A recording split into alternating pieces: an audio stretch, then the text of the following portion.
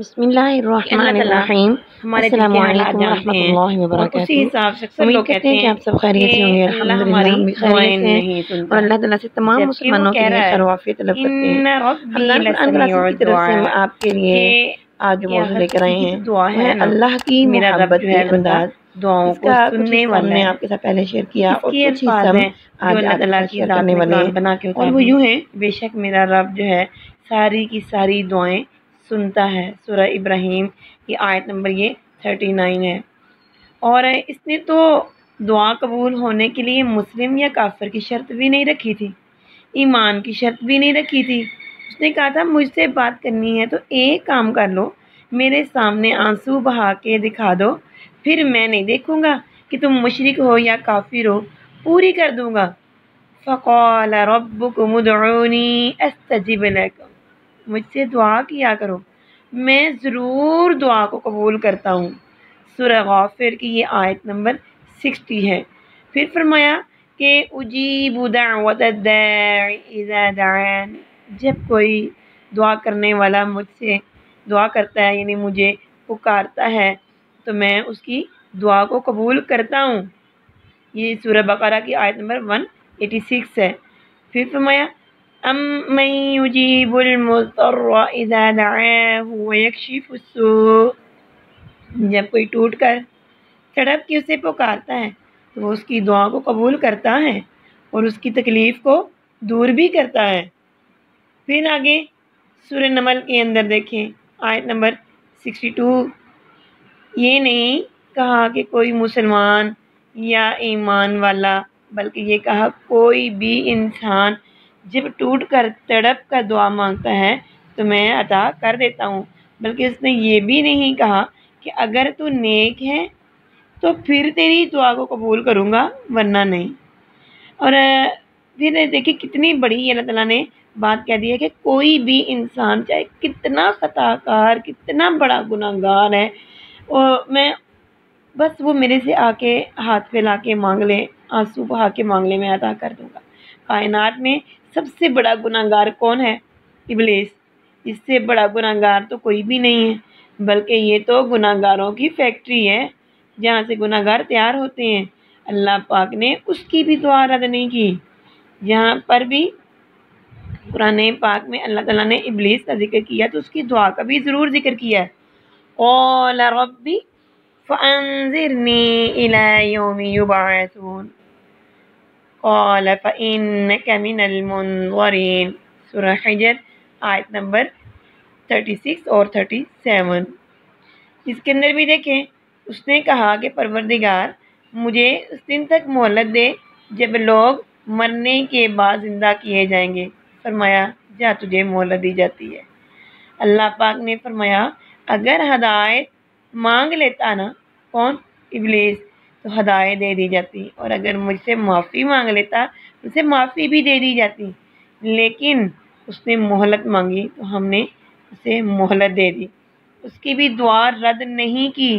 اللہ پاک نے اس کے بعد تو کسی کو بھی یہ تصور نہیں آنا چاہیے کہ کوئی شیطان سے بھی بڑا گناہ گار ہو سکتا ہے، اللہ پاک اس کی دعا رد کر سکتا ہے، بلکہ وہ کہہ رہا ہے کہ نہیں میں نے اس کی دعا کو بھی رد نہیں کیا، اس کو بھی دے دیا، بلکہ وہ کہہ رہا ہے وَكَفَى بِاللَّهِ وَكِيلًا، اور مجھے ایک دفعہ وکیل تو بنا کے دیکھ، پھر دیکھنا میں کیا کرتا ہوں۔ کفا باللہ ولیہ، مجھ سے ایک بار دوستی کر کے تو دیکھ، پھر دیکھنا میں کیا کرتا ہوں۔ یہاں تک کہ پکا وعدہ کر رہا ہے کہ مجھ پر ایک بار بھروسہ تو کر کے دیکھ کہ سنتا بھی ہوں، دیتا بھی ہوں، عطا بھی کرتا ہوں، اور جب دینے پہ آ جاتا ہوں تو پوری دنیا بھی اگر مخالف ہو جائے تو دے کے ہی رہتا ہوں۔ سورہ طلاق کی آیت نمبر 3 میں اللہ تعالیٰ فرماتے ہیں وَمَن يَتَوَكَّلْ عَلَى اللَّهِ فَهُوَ حَسْبُهُ إِنَّ اللَّهَ بَالِغُ أَمْرِهِ، اور جو کوئی بھی اللہ پر بھروسہ کرے گا تو اللہ تعالیٰ اس کے لیے کافی ہے۔ یقین رکھو اللہ اپنا کام پورا کر کے ہی رہتا ہے۔ پھر جب وہ دیکھتا ہے کہ کبھی مجھ سے اور کبھی غیروں سے مانگتا ہے تو پھر وہ کہتا ہے الیس اللہ بکافر عبدہ، میرے بندے کیا میں اکیلا کافی نہیں تھا۔ سورہ زمر کی یہ آیت نمبر 36 ہے۔ اور پھر جتنا انسان اللہ کے قریب ہوتا ہے اتنا کوئی بھی اس کے قریب نہیں ہے، کیونکہ اللہ تعالیٰ نے خود فرمایا وَإِذَا سَأَلَكَ عِبَادِي عَنِّي فَإِنِّي قَرِيبٌ، جب میرے بندے تم سے میرے متعلق پوچھیں تو انہیں بتا دو کہ میں تو ان کی بہت زیادہ قریب ہوں۔ آیت نمبر سورہ بقرہ کی 186 ہے۔ اور کتنا قریب ہوں تیرے، یہ بھی فرما دیا نَحْنُ أَقْرَبُ إِلَيْهِ مِنْ حَبْلِ الْوَرِيدِ، یہ جو تیری شارک ہے نا یہ بھی دور ہے، میں تیرے اس سے بھی زیادہ قریب ہوں۔ سورہ قاف کی آیت نمبر 16 تھی۔ اللہ تعالیٰ نے بے شمار مخلوقات پیدا کی ہیں، لیکن ان ساری مخلوقات کے اندر انسان کو کہا کہ مجھے میری عزت کی قسم میں تو تم سے پیار کرتا ہوں، اور کسی مخلوق سے نہیں کہا کہ میں تم سے پیار کرتا ہوں سوائے انسان کے۔ وہ فرشتے جنہوں نے اربوں خربوں سال سے سجدے میں سر رکھا ہوا ہے ان سے بھی نہیں کہا کہ میں تم سے پیار کرتا ہوں۔ ذرا یہاں پہ غور سے سنیں ذرا کہ یا ابن آدم انی لک محب، اے آدم کی اولاد میں تم سے پیار کرتا ہوں۔ اب اور کیسے کہیں میرا رب کہ میں تم سے پیار کرتا ہوں؟ حدیث قدسی یہ تھی، اور اس کو امام غزالی نے احیاء العلوم الدین میں آپ نے یعنی بیان کیا ہے اس کو، اور میں کتنا پیار کرتا ہوں اپنے بندوں سے۔ سورہ حجر کی آیت نمبر 49 میں کہہ رہا ہے۔ اب دیکھیے کہاں کہاں میرا رب پکار کے بتا رہا ہے بار بار، کبھی کیسے نبی عبادی انی انا الغفور الرحیم، میرے بندوں کو بتا دو کہ میں بڑا ہی بخشنے والا اور مہربان ہوں۔ اب یہ ہر انسان کی ذمہ داری ہے، ہر انسان کی جس تک بھی یہ ویڈیو پہنچے اس کے اوپر ضروری ہے کہ وہ آگے بتا دیں کہ میرا رب کیسا ہے۔ اس نے ہر ایک سے کہا ہے کہ جاؤ سب کو بتاؤ کہ میں بخشنے والا رحم کرنے والا ہوں، میں نے کیسے تمہاری خوبصورت بے عیب اور پاکیزہ شکل بنائی۔ صورکم فاحسن صورکم، سورۃ تغابن کی آیت نمبر 3 ہے کہ اور پھر 4 قسمیں کھا کر کہا کہ میں نے تمہیں بہت خوبصورت پیدا کیا ہے۔ والتین والزیتون وطور سینین وهذا البلد الامین لقد خلقنا الانسان فی احسن تقویم، قسم ہے انجیر کی، زیتون کی قسم، طور سینین کی قسم، اور اس امن والے شہر کی قسم کہ ہم نے انسان کو بہت اچھی صورت میں پیدا کیا۔ یہ سورہ والتین کی آیت نمبر 1 سے 4 تک تھی۔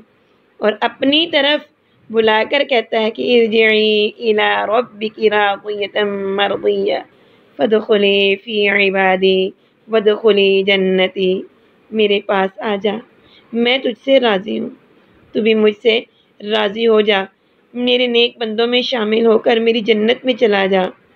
دیکھو سورہ فجر کی آیت نمبر 28، 29 اور 30 میں کہا ہے یہ، اور پھر قرآن پاک میں کہا اے میرے پیارے حبیب صلی اللہ علیہ وآلہ وسلم، میرے بندے مجھ سے بہت ڈرے ہوئے ہیں، تو میرے حبیب میرے بندوں کو بتا دو کہ میں ان کا اللہ یہ کہہ رہا ہوں کہ میں بہت بخشنے والا اور مہربان ہوں، تسلی رکھو۔ نبی عبادی انی انا الغفور الرحیم، میرے بندوں کو بتا دو کہ میں بڑا ہی بخشنے والا اور مہربان ہوں۔ دیکھو سورہ ہجر کی آیت نمبر 49 ہے۔ اللہ تعالیٰ نے کتنی صفائی سے کتنی محبت کے ساتھ ہمیں پکارا ہے۔ اتنا تو دنیا ساری بھی مل جائے تو کوئی بھی ہم سے پیار نہیں کر سکتا ہے۔ اور یہی نہیں کہ صرف توبہ ہی قبول کروں گا بخشوں گا، بلکہ یہ بھی کہا کہ جب توبہ کرے گا تو پچھلے سارے کے سارے گناہوں کو نیکیوں میں بدل دوں گا۔ اب اور کیا چاہیے؟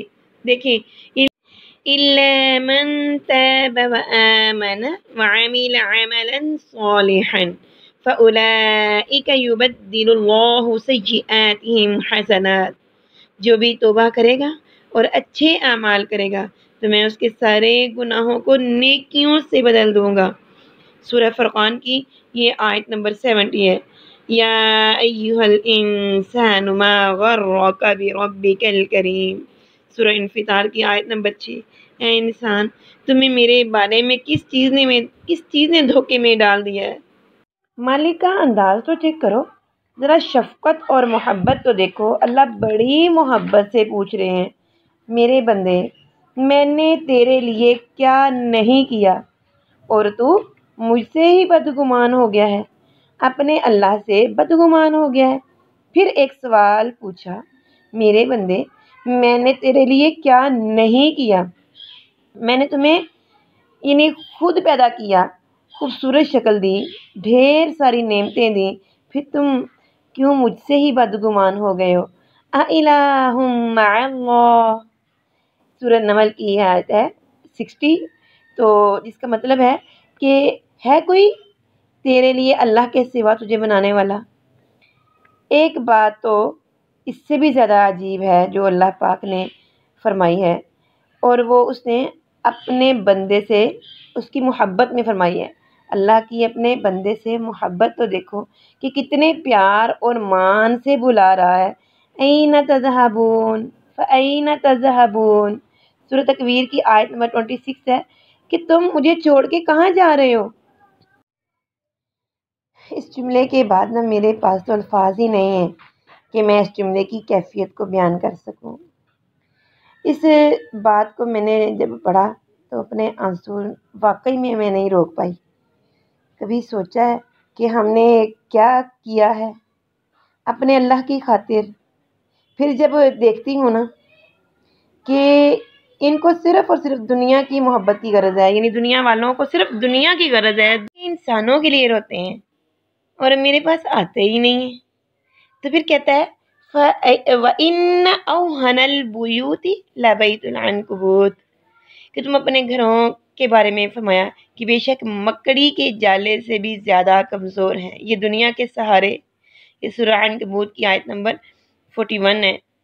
تو دیکھو ذرا کہ بل ہم قوم یعدلون، سورہ نمل کی آیت نمبر 60 میں بھی فرمایا کہ مجھے تم چھوڑ کے اوروں کے پاس چلے جاتے ہو، اوروں کے پاس جا کے امیدیں لگاتے ہو، اوروں سے توقعات رکھتے ہو، حالانکہ کوئی بھی اوروں کے اندر سے تمہاری توقعات کے اوپر اترنے والا نہیں ہے۔ اور آخری بات تو اس سے بھی زیادہ مار دینے والی تھی، اس نے کہا، یعنی کس نے؟ اللہ تعالیٰ نے، وما قدر اللہ حق قدری، سورہ زمر کی آیت نمبر 67۔ اے انسان، تو نے تو میری قدر ہی نہیں کی جیسے قدر کرنے کا حق تھا۔